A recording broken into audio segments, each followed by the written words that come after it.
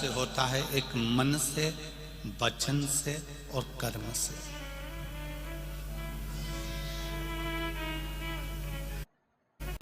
अब जरा ध्यान देना,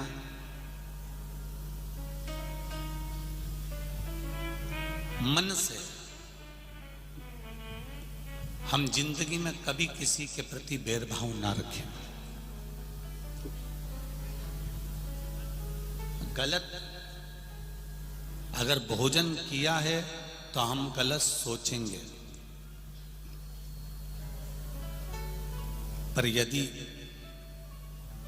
भोजन करने के बाद भी हमने अगर भगवान के चरणारविंद का मात्र थोड़ा सा चरणोदक, थोड़ा सा अमृत तत्व ग्रहण कर लिया है, तो जो हमने भोजन ग्रहण भी करा है और मालूम पड़े कोई गलत जगह का भोजन कर लिया है और हमने शंकर भगवान पे चढ़ा हुआ वो जल थोड़ा सा हमने पी लिया है, तो हमारे भीतर अगर गलत भोजन चले भी गया है तो ये निश्चित है उस भोजन को शिव का चढ़ा हुआ चरणों तक पवित्र कर देता है, गंगा का जल मानकर उसको शुद्ध कर देता है।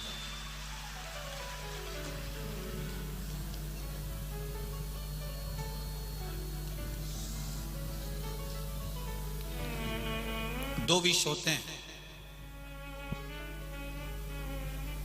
दो तरह का विष होता है।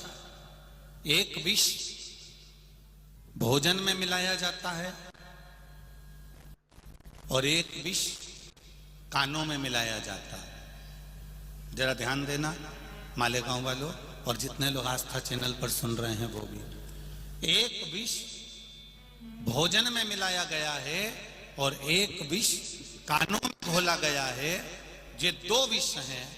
इसमें एक विष जो भोजन में मिलाया गया है उस विष से तुम बच सकते हो, पर जो कानों में जहर उगला गया है उससे जिंदगी में कभी बचला नहीं जा सकता, कभी नहीं बच सकते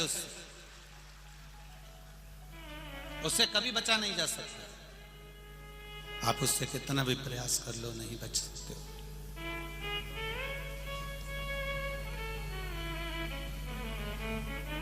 भोजन का विष निकल सकता है, पर कानों में जो घुला हुआ विष है ना, ये जिंदगी भर नहीं निकलता। एक सास ने अगर बहू को अपशब्द कह दिया है, जेठानी ने देवरानी को अपशब्द कह दिया है, एक बेटे ने बाप को अपशब्द कह दिया है, एक भाई ने भाई को अपशब्द कह दिया है, एक बहन ने बहन को अपशब्द कह दिया है, किसी मोहल्ले के व्यक्ति ने, कॉलोनी के सोसाइटी के व्यक्ति ने अपशब्द कह दिया है। एक बार अपशब्द किया और वो अपशब्द जीवन पर्यांत तक रहता है, मरते दम तक वो अपशब्द समाप्त नहीं होता। जब तुम उसको देखते हो तब तुम्हारा खून खोल जाता है, इसने मेरे साथ ऐसा किया।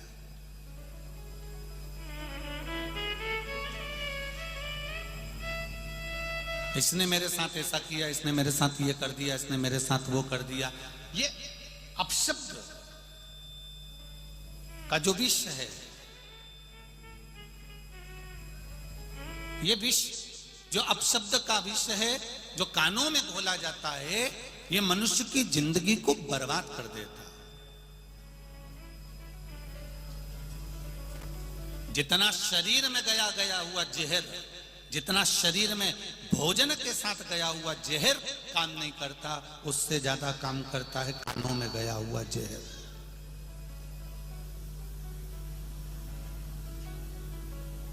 आज संपूर्ण विश्व में, संपूर्ण ब्रह्मांड में करई क्या जा रहा है? आज किसी को भी भोजन में जहर नहीं दिया जा रहा है। आज के जमाने में सबसे ज्यादा जहर उगला जा रहा है तो इन कानों में उगला जा रहा है।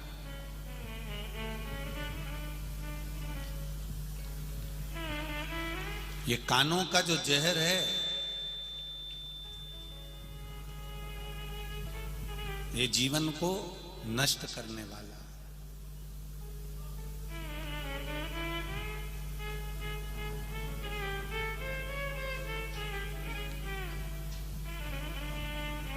इसको हमें समझना चाहिए एक बॉर्डर पर खड़ा हुआ सैनिक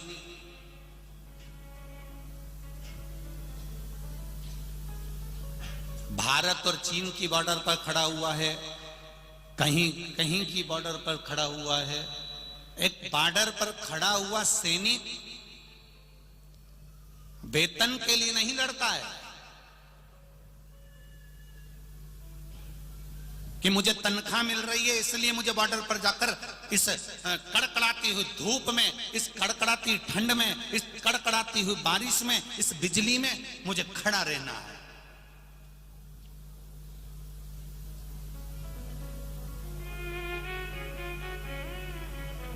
एक बॉर्डर पर खड़ा हुआ सैनिक वेतन के लिए नहीं लड़ता। एक भारत का सैनिक, बॉर्डर पर खड़ा हुआ सैनिक वेतन के लिए नहीं, अपने वतन के लिए लड़ता है, इसलिए वो अग्रण्य होता है।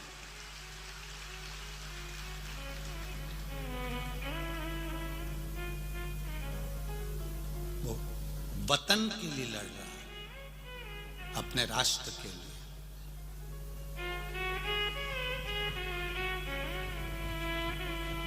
और शिव कथा कह रही है थोड़ा सा पुण्य। हमने पहले भी कथा में कहा, आज फिर कहते हैं, जब एक लोटा जल आप देवाधिदेव महादेव को चढ़ाएं तो चढ़ाते समय भगवान देवाधिदेव महादेव से ये भी प्रार्थना करें कि जो बॉर्डर पर खड़े हुए हैं या हमारी राष्ट्र की रक्षा के लिए खड़े हुए हैं, वो जीवित अपने घर में आए, उनकी बॉडी ना आए। इसका स्मरण देवाधिदेव महादेव, जीवित अपने घर में आए। एक लोटा जल हमें वो बॉर्डर पर खड़े हुए सैनिकों के लिए, जो राष्ट्र की सेवा में लगे हुए ये आदिक सभी लोग हैं, इनके लिए भी हमको एक लोटा जल समर्पित करना चाहिए कि राष्ट्र के लिए लड़ रहे हैं।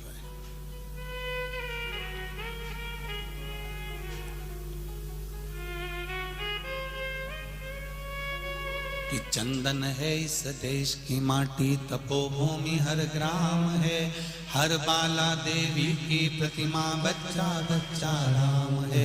जिसके सैनिक समर भूमि पर गाया करते गीता है, उसी माटी के हल्के नीचे खेली करती सीता है।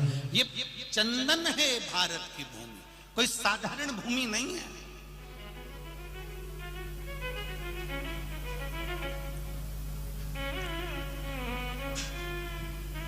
केवल एक थोड़ा सा विष कानों में घोला जा रहा है, थोड़ा सा विष तुम्हारे कानों में दिया जा रहा है धर्म को बदलने के लिए, सनातन धर्म को तोड़ने के लिए। तो तुम्हें भी कह देना चाहिए, मैं विष खाने को तैयार हूं पर धर्म बदलने को तैयार नहीं।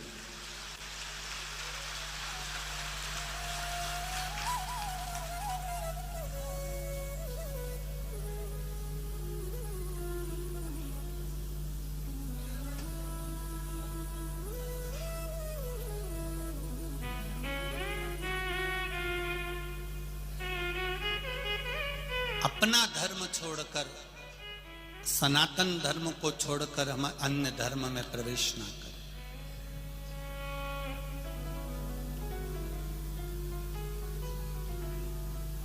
शिवाजी की भूमि है महाराष्ट्र, मराठवाड़ा। ये महाराष्ट्र, जिस महाराजा शिवाजी ने अपना प्राण लाकर रख दिया था केवल इस राष्ट्र को बचाने के लिए, धर्म को बचाने के लिए, संस्कृति और सभ्यता को बचाने के लिए।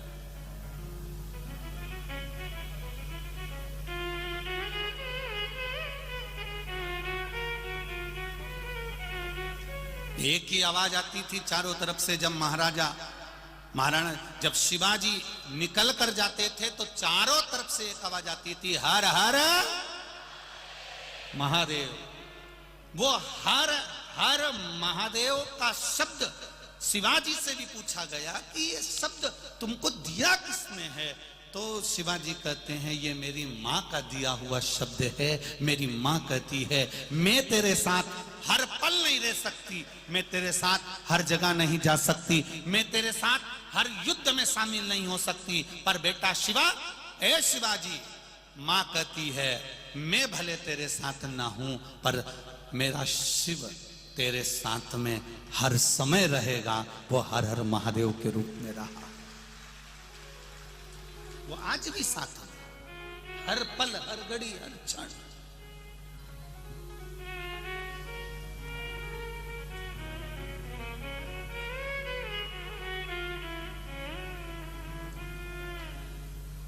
आप लोग के मुख पर जिस दिन ये शब्द आ गया ना, कौन सा, जम के बोलिए जरा, जिस दिन आपके मुख पर यह शब्द आ गया, आप हमेशा कहते हो वहां तक जाना है, अरे काय को चिंता करता, मेरे पास गाड़ी है, मैं अब भी लेके आता हूं।